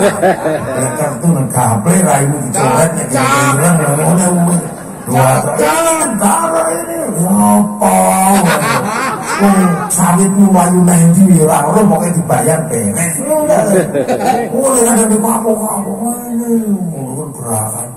Allah kirim jadi lucu-lucu batok ini. Itu makanya kita ini butuh, makanya pesantren kayak Syekh nanti itu yang akan menjadi jangkar dari setiap perubahan agar orang tetap rasional beragama, rasional berbangsa dan bernegara. Maka menjadi penting keberadaan pondok pesantren. Ngomongnya jelasnya pesantren kayak Hasyim Asy'ari, Tafaul pada kayak Hasyim. Ulama yang ngapal kutubus sita, tapi dilolokno karo wong sing ngapal hadis seluruh lho. Kudu ditatin delalah karo hadis apa meneh. Apa? Jadi makanya masa depan bangsa ini menjadi bangsa yang memang cepat atau lambat akan jadi besar. Apalagi kalau IKN nanti sudah jadi. Ini pergeseran dari Jakarta ke sini ini mundur 1 jam waktunya. Artinya bursa efeknya akan buka 1 jam lebih awal daripada jam Jakarta, bahkan lebih awal dari jam Singapura dan Malaysia. Singapura, Malaysia negara kecil itu jamnya lebih awal dari jam Jakarta. Dia posisinya di seberang Malaka, tapi menggunakan jam Sarawak. Ini kan akhirnya bursanya buka 1 jam lebih awal daripada bursa Jakarta. Begitu IKN nanti akan lebih cepat di sini. Pasar bursa akan pindah ke sini gitu. Berpikir. Makanya teman-teman yang di sini untuk konco itu disiap menjadi bagian dari penyangga ibu kota. Juga harus mulai tahu bahwa besok itu ada lampu merah, itu harus tahu. Belajar ini lampu merah berhenti, ini hijau jalan terus, ini kuning siap. Tapi juga harus siap-siap bahwa besok polisi akan melakukan razia-razia yang banyak. Makanya siap-siap sih di motor botong itu siap-siap. Ini nanti penyangga, ini penyangga ibu kota negara itu sini. Jalan-jalan itu nggak jelek begitu lagi, bagus semuanya. Seperti jalan menuju Jakarta, Bandung itu bagus. Nah besok IKN itu bagus, dari Sangatta sampai ke titik Sepaku itu bagus. Gak usah khawatir. Makanya tiba-tiba ada yang mengatakan tempat jin buang anak. Jin buang anak, jin kan nggak mana. Jin mana dukun bayi ini sopo. Aneh-aneh ngomong. Gak suka boleh, tapi jangan menghina gitu. Itu kan jadinya jinnya kan, sama kurang anak jadi anak kita buang. Kita kan cuma share itu jadi. Memang manusia harus beranak. Ini tidak. Nah itu kita jaga. Semua sudah membicarakan Indonesia. Kok Islam negara enak, yang ini negara Islam bisa guyu gitu. Suriah jam segini pengajian di roket. Afghanistan jam segini, selalu bertil ngono. Malaysia jam 10 malam sudah nggak boleh bikin acara. Nah kita sampai jam segini saya pengajian ini kita jaga. Makanya tahun 2040 nanti bangsa ini akan menjadi tempat perebutan. Krisis pangan, krisis energi, dan krisis air. Nah, di sini komplit itu. Dunia mengalami krisis, kita komplit. Nah itu makanya siap-siap sebenarnya akan menjadi penyangga ibu kota. Jadi nanti kalau ke Jawa itu pulang kampung. Nah ke sini, pulang ke ibu kota. Gak keren sampean itu besok nanti pulang mana ke kampung, menjomo. Di sini ke ibu kota. Itu terjadi. Tapi dulu memang pusat ibu kota itu di sini, di daerah kerajaan Kutai sama kerajaan Martapura. Itu dulu kuno, sebelum Majapahit, sebelum Singosari. Maka berbahagialah kalau kita sampai masih menangi bahwa pergeseran ibu kota itu sampai masih bisa melihat. Makanya siap-siap. Itu nanti ada jalan tol dari Berau ke IKN pasti ada. Jadi terhubung dengan jalan-jalan tol kayak di Jawa itu menghubungkan ibu kota di sini ada. Nah itulah maka harus terbuka mulai pikirannya. Itu jalan yang ini. Ini salah, bisa. Karena apa? Karena ajaran Islam itu adalah ajaran bagaimana menghargai perbedaan. Harganya perbedaan. Karena dengan perbedaan itu kita ada. Nek podo, podo. Kita berbeda. Pemain musik itu beda. Kalau misalnya kebagian tuh udah terima. Ada yang tentang musik tuh. Dunia begitu. Bahkan dalam kebaikan sekalipun itu semua bagiannya beda-beda. Betul. Gitu loh. Makanya Rasulullah ketika menyatakan tentang kebaikan itu sederhana. Mayyuridillahu bihi khairan yufaqihu fiddin. Siapa yang dikehendaki menjadi baik akan dikasih pengertian tentang agama, kasih ngerti tentang agama. Nah khairannya itu nakiro. Khairan itu kalau nakiro maknanya khairan kamilan, kebaikan yang sempurna. Nah baik itu gak pernah bisa sempurna kalau punya manusia. Yang sempurna itu milik Allah. Nah kalau manusia ya gak sempurna. Mana ada kebaikan manusia itu sempurna? Ini pengajian ini baik gak? Ya, baik gak pengajian ini? Baik. Nah kalau pengajian ini baik, yang paling baik siapa? Ya pasti kiainya. Minumnya banyak. Nah itu kan nyata. Kalau pengajian ini baik, yang paling baik kiainya. Tapi saya nggak boleh mengatakan saya yang paling baik. Karena saya terlihat baik di sini karena diundang sama Pak Edi. Kalau nggak diundang sama Pak Edi, saya nggak terlihat baik di sini. Nah kalau sudah seperti baik saya, baik Pak Edi. Ya gak bisa, saya nggak datang pengajiannya Pak Edi jelek. Lu ini baru 2 orang udah ribut saya sama Pak Edi.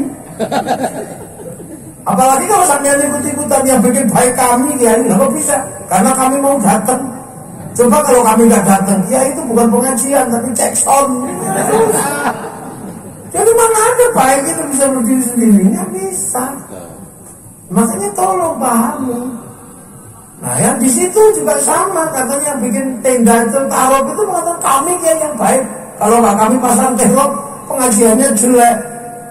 Loh itu kan, memang benar kalau nggak ada tenda itu pengajiannya jelek. Padahal pasang tenda itu kadang ya sembahyangnya bolong. Karena nggak ada kiai pasang tenda itu biasanya udah dapat yang pasang tenda. Pasang kursi, pasang apa? Terus di sini tenang karena apa? Karena ada makan. Makan aja doanya Allahumma barik lana, berkahilah kami. Karena yang bukan mutakalim wahdah dan mutakalim ma'al ghair, bersama-sama. Karena yang masak siapa, yang bikin bumbu siapa, yang bikin kotak siapa. Yang menjadi enak itu karena ada bumbunya, bumbu menjadi enak karena ada garamnya. Orang Berau gak bisa bikin garam, yang bikin garam itu di Jawa sana ada, di daerah Rembang, di daerah Pati bikin garam namanya uyah. Garam itu namanya uyah. Ya kemungkinannya waktu bikin apa saya bisa jamin orangnya nggak nguyuh di situ. Ya makanya baik itu kalau makanya uyah sama uyuh itu mirip. Jangan-jangan karena duyuh kita juga nggak ngerti. Kok uyah sama uyuh. Itu namanya enak karena bumbunya diulek pakai cobek. Nah cobek itu dibuat dari tanah pakai air. Apa kita tahu pas airnya kurang kencing? Ya ngerti. Loh iya kan? Terus Berau itu jauh. Garamnya pasti diantar pakai truk. Waktu ngantar garam pakai truk itu apa sampean tahu sopirnya nggak mampir di warung remeng-remeng? Nggak tahu. Jadi baik itu bagi banyak. Sampean itu orang terbangan itu baik. Tapi terbangan itu terkait baiknya sama peternak kambing. Karena sampean terbangnya pakai kulit. Tapi kulit sama terbang kok gak jalan kalau gak ada paku pines. Paku pinesnya buatan Cina. Tiba-tiba hancurkan Cina. Lalu Cina mati sing tuku sawit dulu sopok. Ini mikir dunia. Bangsa aja gak kelihatan kalau gak ada Cina. Soalnya kelihatan ada Banser karena ada tulisan Banser itu. Itu yang bikin mesin bordir mereknya Butterfly orang Cina. Pengajian ini menjadi indah karena ada aqua ini Danone. Pengajian ini jadi indah karena ada soundnya ini orang Jepang yang bikin. Dengan gitu kita bisa melewat. Kita pergi haji bisa nyaman karena naik pesawat. Yang bikin pesawat siapa? Orang Yahudi Nasrani. Kalau Yahudi Nasraninya mati kita pergi pesawat wangi. Dunia itu begitu. Jadi jangan diprovokasi orang-orang. Makanya sudah agama yang berbeda lakum dinukum boleh tapi hidup bersama ini jaganan. Itu loh jaganan. Sholat tapi nutup aurat. Nutup aurat itu pakai kain. Yang bikin sarungnya pabrik kain. Yang bikin pabrik kain bukan Islam kadang ngebus opo sih gawe. Kan gitu. Sholat itu harus toharo itu pakai air. Air itu pakai sanyo pakai pipa. Yang bikin pipa mas pion. Ayo. Jadi dunia ini gak bisa makanya hancurkan Soviet urusan ngopo. Mari kita hancurkan Ukraina urusan ngopo. Mari kita bela Palestina, ya belonan. Tapi Palestina kita ajari yang rukun. Setelah merdeka rukun antar pasukan kemerdekaan Hamas, Fatah sama Hizbullah rukun Kita dulu dijajah berlama-lama karena kita nggak rukun. Begitu kita merdeka, pasukan kemerdekaan rukun dalam TNI ya sana nggak rukun, gimana mau bersatu? Tiba-tiba kita kemana-mana bawa bendera Palestina. Lah ya wes itu aja nih. Kita anti dengan bendera Indonesia tapi bawa bendera Palestina. Ya ini makanya hari kita jaga kebangsaan ini pelan-pelan. Ini baru mulai kita belajar memahami kembali bagaimana berbangsa dan bernegara. Nah ini penting karena semua orang akhirnya pada satu titik tidak bisa melintasi negara orang kalau kita bukan bagian dari bangsa mereka.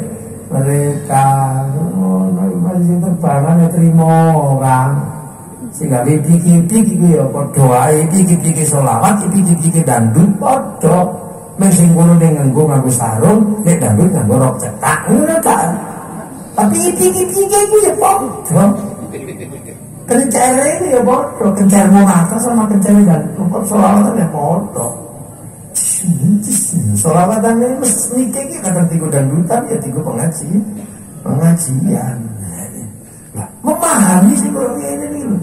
Itu akhir-akhir ini angel ngadanane, angel gitu kan.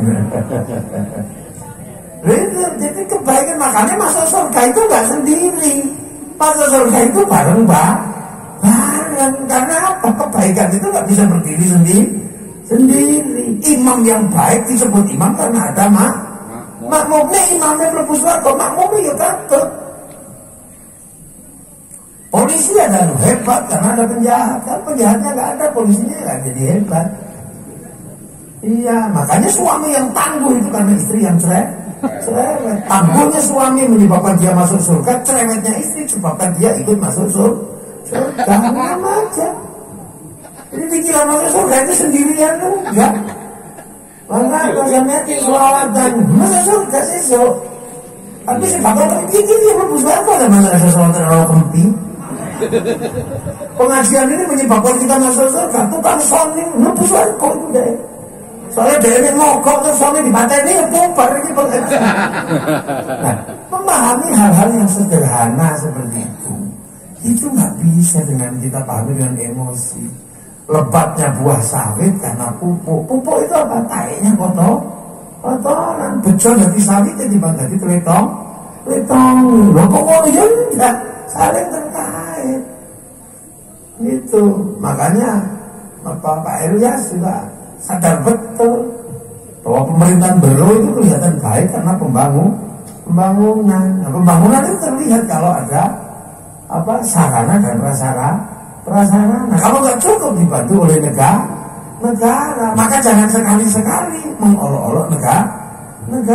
Apalagi negara mau dapat duit dari mana kita ribut. Negara dapat duit dari rokok, cukainya, maka rokoknya jangan diharamkan. Kalau rokoknya diharamkan 175 triliun haram. Jangan. Kalau rokoknya haram, cukainya yang 175 triliun haram. Masuk APBN-nya haram. Untuk bangun jalannya haram. Maka yang mengharamkan rokok dosa lewat jalannya pemerintah. Makanya urusan rokok ikut kiai aja. Ya nanya kenapa kamu nggak ngerokok? Karena kalau ngerokok saya pusing, ya haram. Kenapa kamu ngerokok? Wah kalau nggak ngerokok malah pusing, wajib. Jadi enak, orang itu bang haram, nggak usah ikut-ikutan, itu orang salah. Lu bang mau haram. Kalau bang haram yang istiqomah, jangan pakai uang, karena uang itu produksi bank. Kalau banknya mau haram, lo kok pakai uang, uangnya haram, sampai dosa. Karena uang bukan produksi Pak Udi, tapi produk bank. Pergi haji pakai bank. Kalau banknya haram, hajimu masalah. Karena haji pakai bank. Nggak bisa 40 juta dikasih pilot, Pak pilot ini nggak terima ya. Harus masuk bank. Baca Quran, percetakan Quran, utang bank dulu sebelum dibeli oleh negara. Jadi mau beli keputusan itu jangan sok-sokan. Haram, musyrik. Waduh ini berat.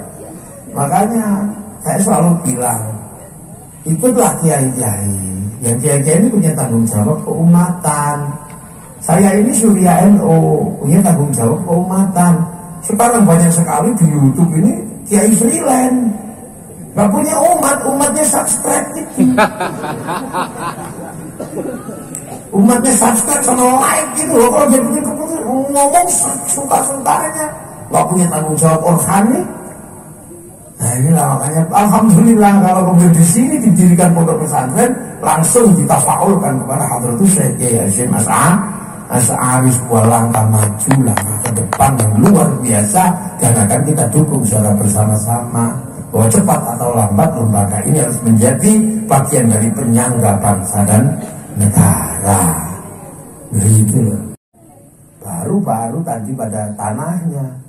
Gitu. Nanti 5 tahun lagi tak tengok kalau belum ada bangunannya kita carikan bantuan kan gitu. Ini sama dulu saya datang ke Bero pertama kali, nggak punya ansor. Saya malam-malam itu ansornya, begadang ansor dikasih baju cuma 3 orang itu. Itu ketua ansornya itu masih jadi saksinya itu. Akhirnya udah kita dirikan ansor, tak kayak tumpeng, dongani, NU ansor pasti akan bangkit. Sekarang sudah punya banser yang gagah-gagah. Belum sampai 5 tahun, baru 6 tahunan ya. Jadi sudah berdiri dengan gagah. Tadi udah tak terletakkan batu pertama, langsung tak titipkan kepada tabarruk Nabi Ibrahim.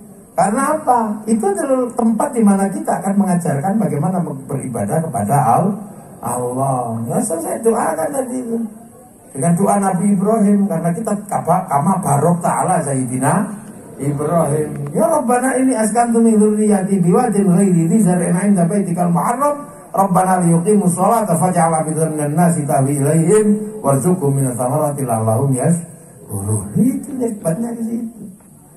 Makanya jangan mahal, besok jadi kalau udah gede. Saya kesini lagi 5 tahun lagi atau berapa tahun lagi, syukur setahun lagi sudah jadi bangunan ya, alhamdulillah. Iya, begitu taruh hujan langsung turun, begitu selesai langsung gak ada hujan.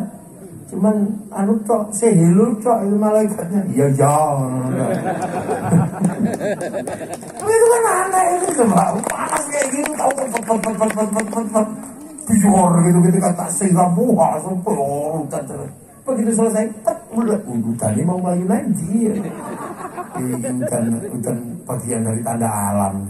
Kalau itu dingin, dibarokai karena minas sama imaan mubarokan, dari air ini, dari langit itu air barokah. Itu makanya ini tergantung Pak Ilyas ini gimana nanti bersama-sama. Tergantung Bu Sarifah ini. Bareng ini kalau Pak Edi, Pak Camat ini bareng. Ya, tanahnya luas kayak gitu. Nanti tinggal pengembangan ke belakang kan 100 hektar cukup gitu nanti. Masih jembar ya, di lapangan bolanya aja 2 kali lipat.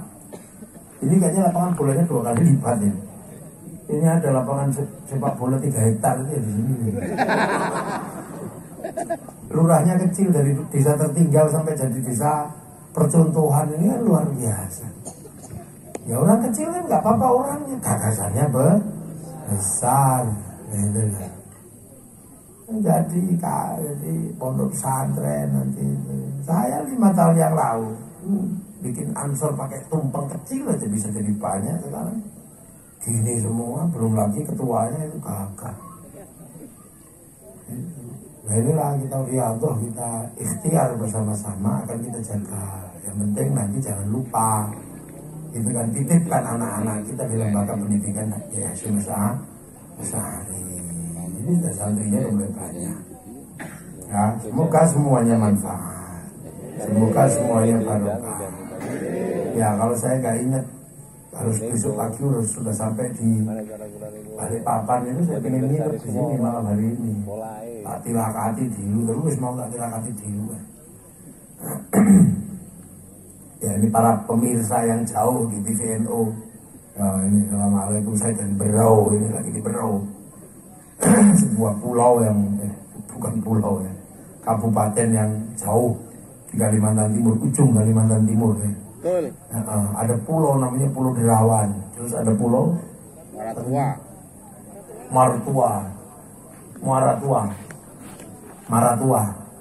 Itu kalau dalam bahasa Jawa mertua. Pan gitu. Ini nanti alhamdulillah tadi helikopternya naik tinggi, kehujanan di atas, beludak-beludak sampai sini. Luar biasa, jadi sudah mulai modern, ngaji pakai helikopter. Wah, keren. Padahal saya biasanya naik layangan. Helikopter ada senjatanya lagi, jaringan rainbow. Oh, angel. Allah, inilah ya. Sayang SOP-nya nggak bisa malam, nggak bisa. Kalau malam bisa taruh di sini, tadi turun sini keren. Ini nyetek udah terbang semua. Kenapa tadi turun di sana, nggak turun di sini aja tadi? Kok ada helipadnya enak ini? Itu paling kan keren kampung ini dituruni helikopter tadi. Iya kan? Masa turunnya jauh ini.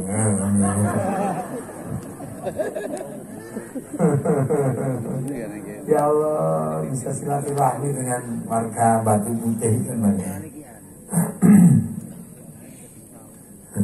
Awalnya bauan masih insya Allah. Ini kalau bikin dendeng cepet kering. Subhanallah. Ya, nah itu makanya jangan lupa kita jaga kebersamaan ini. Ya, jangan tercerai-berai. Karena bangsa yang lain sudah tercerai-berai, masa kita mau ikutan tercerai-berai? Ya, main selawatan lagi ya, sekali lagi. Lagunya sini nah, udah kesusu loh. Ini belum tahu selawatan yang ngarepe kampung Gemit ya, boy. Ya. Versi apa Kiai? Alfa Sallallahu. Alfa Sallallahu ala zainil wujud. Man sya'am qaiman wa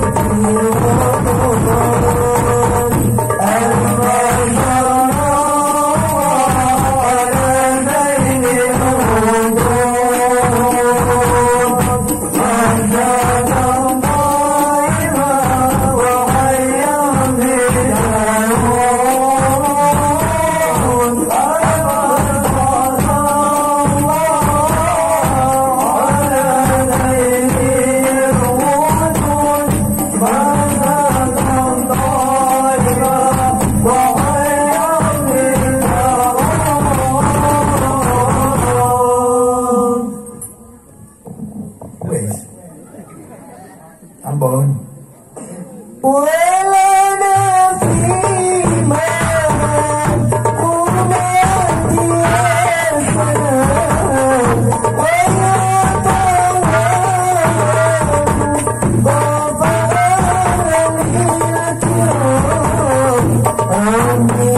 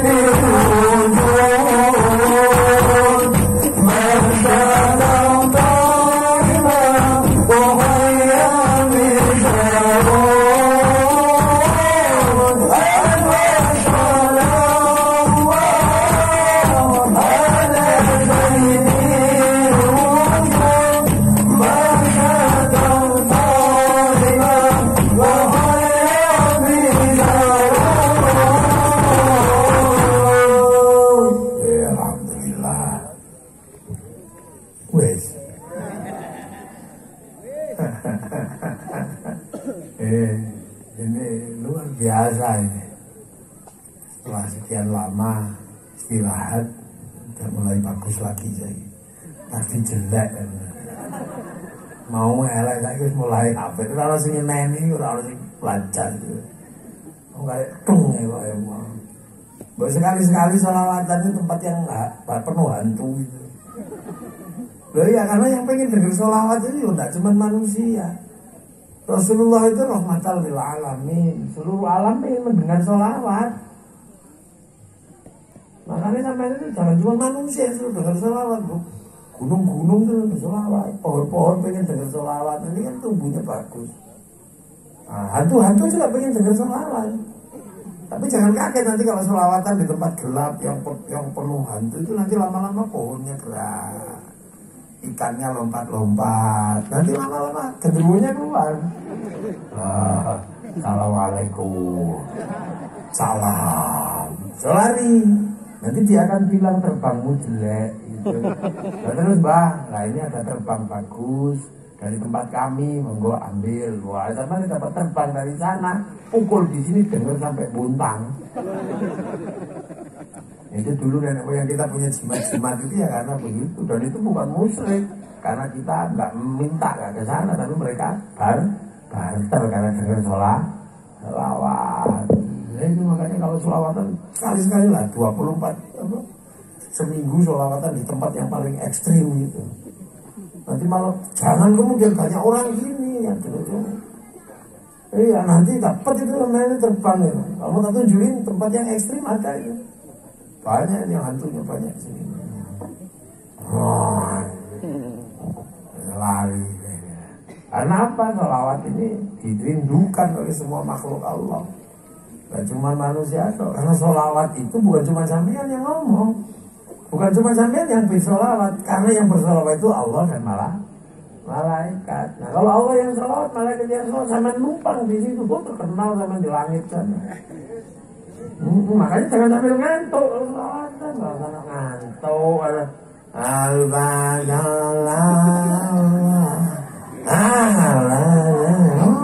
ngantuan. Semoga semuanya barokah. Desa Batu Putih menjadi desa yang semakin dirindukan oleh penghuninya dan penghuni-penghuni yang lain. Ya, akan menjadi tempat yang membahagiakan dan sebentar lagi akan punya pondok pesantren Kiai Hasyim Asy'ari. Semoga pondok ini menjadi pondok yang barokah, pondok yang manfaat. Al-Fatihah. Ini maghdubi 'alaihim waladdallin. Amin. Bismillahirrahmanirrahim. Alhamdulillahirabbil alamin. Hamdan syakirin hamdan yuwaffi ni'amaka fi mazida. Ya Rabbana lakal hamdu kama yanbaghi li jalali wajhikal karim wa 'azimi sultanika wal mustahil lana fathul 'ain. Hikmatika wa surana rahmataka wa lakina wa nasihin. Ridhoka ya Allah, ya Allah. Abi haqqi rabbana nastaghfiru min dhurriyyati wa Rabbana li yuqimu sholata faj'al 'afwan Ijalallah dengan dunia telah minah khair ibadah. Terima kasih dan makasih akhir. Ya Allah, bismillah ya karim tamin bina nabi ya karim tamin bina nabi ya karim tamin bina nabi ya baina ummatina syaikhina ajlat bi jaddati jil masyayikh wa tuqtihi wa maghfir lahum arhamhum wa amin wa qanum Allahumma taqim ajrahum Allahumma ja'al qabr madhabatul jinan Allahumma la ilaha illallah Muhammadur Rasulullah wa yaqul man yajin ala bi radiyatihi mawdiya fadkhuli fi ibadati khuliyati rabbana ajina hasanah والآخرة حسنة وقنا عذاب النار صلى الله عليه محمد الحمد لله رب العالمين الفاتحة صراط الذين أنعمت عليهم غير المغضوب عليهم ولا الضالين آمين السلام عليكم ورحمة الله وبركاته اللهم صل على سيدنا محمد